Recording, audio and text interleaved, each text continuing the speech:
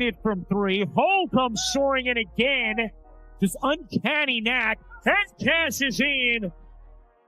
Is on the upper left wing. Just got inside, circles around, pure. Okay, let's just be honest, Game 3 wasn't even basketball, it was a full-blown daylight robbery. The Indiana Fever were absolutely leading, they were fighting for every single possession. And then, out of nowhere, a barrage of whistles just ripped the game right from their hands. Suddenly, the Las Vegas Aces are practically living at the foul line. Aaliyah Wilson is throwing elbows like it's a mosh pit, and Aaliyah Boston can't even get a fair challenge recognized.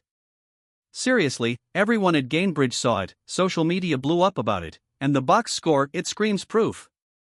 The Aces didn't outplay the Fever, they were straight up handed that win. And the most infuriating part? All that drama completely overshadowed Lexi Hull's gritty, career-defining performance. So, do you honestly think the Fever can bounce back from this? If you're with them, comment "Let's go Fever" down below. Aaliyah Wilson sets a screen where she extends her leg out, but of course they call the foul on Lexi Hull for Aaliyah Wilson's illegal screen. Then Aaliyah Wilson and Alyssa Smith totally foul Michaela Timpson, but there is no call. Could have took a 1-point lead going into half. Now we're up by 3 and they call a foul that isn't a foul. So we don't get calls when we're getting hit, but the Aces get a. Look, nobody's sugarcoating it, Game 3 was ugly. But let's be real, this wasn't the first time Indiana felt like they were fighting two teams at once. From the absolute jump of this series, the officiating has been leaning harder towards Las Vegas than a crutch, completely throwing the entire balance of competition into chaos. Remember Game 1? Everyone saw it. Vegas tried to claw their way back, not with incredible plays, but by practically living at the free throw line. Meanwhile, Indiana's physical, aggressive defense was somehow treated like a completely different sport. The Fever would stand tall, body up defensively, and yet, somehow, those possessions always finished with the Aces shooting free throws. That didn't just set a tone, it cemented a pattern. By the time Game 2 rolled around, that pattern had grown even louder, and the calls felt more and more outrageously one-sided. Steph, why don't you think you were able to find any flow, and when that was the case, what are you trying to do to jumpstart things, maybe on the defense? Well, it's hard for us to find flow when there's a foul call every 10 seconds. I mean, it just really is. And when they're at the free throw line, we can't get up and down the floor, and that's a challenge. They were much more aggressive and physical defensively, we didn't counter that with our off-ball actions or with our back cuts. So they took us out of our comfort zone. I mean, offense is about rhythm, it's about timing, it's about spacing. We allowed them to do that, and they kept us. Then, in Game 2, the whistles literally piled up every single quarter. What started as just small frustrations quickly snowballed into this steady, suffocating drag on Indiana's rhythm, forcing coach Stephanie White to actually call it out post-game. But by Game 3, it wasn't just a pattern anymore, it became this towering, impossible wall the Fever simply couldn't climb. The absolute nightmare sequence came in the third quarter, when Aaliyah Boston tried to challenge a foul call on Jackie Young. Coach Stephanie White was there, motioning for the review. The entire bench was ready, buzzing with anticipation, but the officials? They wouldn't even acknowledge it, not a glance. Seconds later, Chelsea Gray buried a 3, and just like that, the crowd went from roaring with electric energy to literally gasping in utter disbelief, as Indy's hard-earned lead just vanished. Aaliyah Wilson is 1 for 12 as a foul is called on Boston, and that will be number 2 on Aaliyah Boston. You saw Indiana picking up full court pressure defensively, and if you're Aaliyah Boston, that's the one spot on the floor you do not want to get a foul called. And Stephanie White is trying to challenge it and did not call the timeout in time. Gray in the corner. This wasn't just about the scoreboard swinging, it was about the chilling message it sent.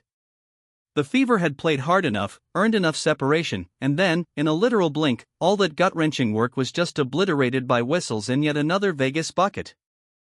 Fans inside Gainbridge absolutely exploded, waving their arms, screaming their lungs out at refs who just seemed to casually shrug it all off, and get this, clips of that entire outrageous exchange went viral online almost instantly, with breakdowns meticulously highlighting how that completely ignored challenge basically shifted the entire game in just one possession.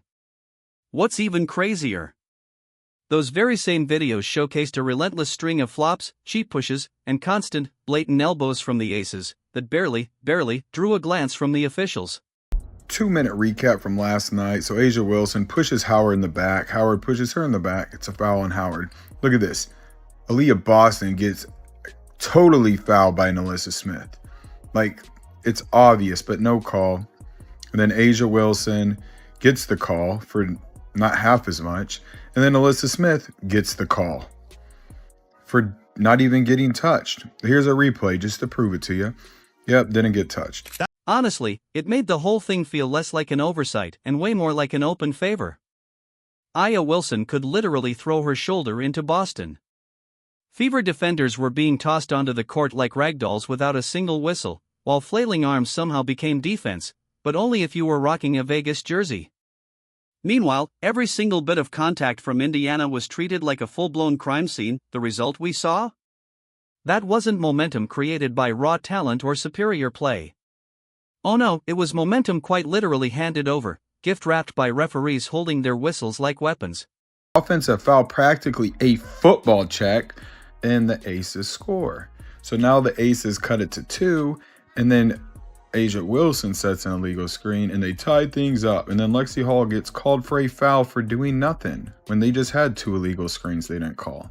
All right, so this is fair. Same thing happens on the other side, but they don't call a foul for Kelsey Mitchell. So Aaliyah Boston gets called for this foul for getting her arm grabbed, but Stephanie White can't challenge. They won't let her. That's the second time this game they didn't let her have her challenge. And then A'ja Wilson starts acting like a big baby. And while that kind of injustice might have completely crushed the morale of a lesser group, one Fever player decided this game would not just be about bad calls. Lexi Hull made sure of it. I mean, how often do you see a player who probably shouldn't even be on the court nearly change the entire direction of a playoff series? That's exactly what made Lexi Hull the real, undeniable headline of Game 3. She wasn't even supposed to be out there at all after aggravating her back in the opening game of this series. She came into Friday listed as questionable. Practice was super limited, her movements looked stiff even in warm-ups, and let's be honest, you could tell fans weren't exactly expecting much, but instead of just logging a few cautious minutes to give her teammates a breather, Hull turned her night into something absolutely unforgettable. Something Fever fans will be talking about long after this series ends. Boston has the mismatch on Lloyd. Help comes. Kick out. Hull will fire. And hit from 3. Last 2 positions inside from Indiana. Smith tied up by. She played through visible, agonizing pain, yet somehow still put together a box score that looked like it belonged to a completely healthy, dominant star. We're talking 16 points, 10 rebounds, 4 assists, 2 blocks, and a steal, and she did it while shooting an incredible 6 of 10 from the field, including 3 crucial triples that felt like absolute lifelines every single time Vegas tried to edge in front. What's even crazier?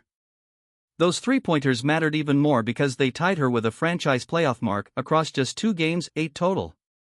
That is not something many would have predicted from her, especially coming off a questionable injury report, and yeah, she scored her playoff career high with 16 points during Game 3 against the Aces. But what was truly impressive wasn't just the numbers, it was how she earned every single one of them. Every loose ball, every scrambled rebound, she literally seemed to throw her entire body into plays that most injured players would, quite frankly, completely avoid. On the left side of the floor, just a clear out, letting Jackie Young go to work. Jackie Young with 17 points. Boston to the corner. Hull, catch, fire, and hit.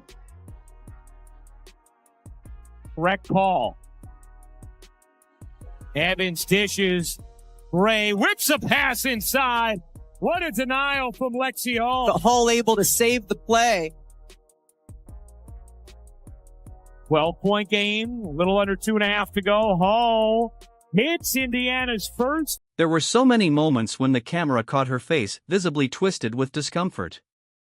Yet, she still relentlessly boxed out much larger frontline players and chased down rebounds that, by all rights, Should have gone to taller aces. We saw her diving onto the hardwood, wrestling fiercely for boards, and then, somehow, she'd gather herself, shake off the pain, and calmly knock down crucial shots.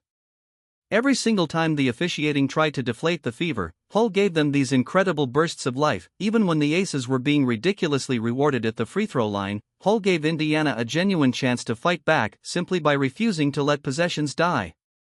That's why the crowd connected with her so powerfully. Fever fans knew exactly what they were watching, a player putting her entire body, her career, her very well-being on the line, because her team desperately needed her.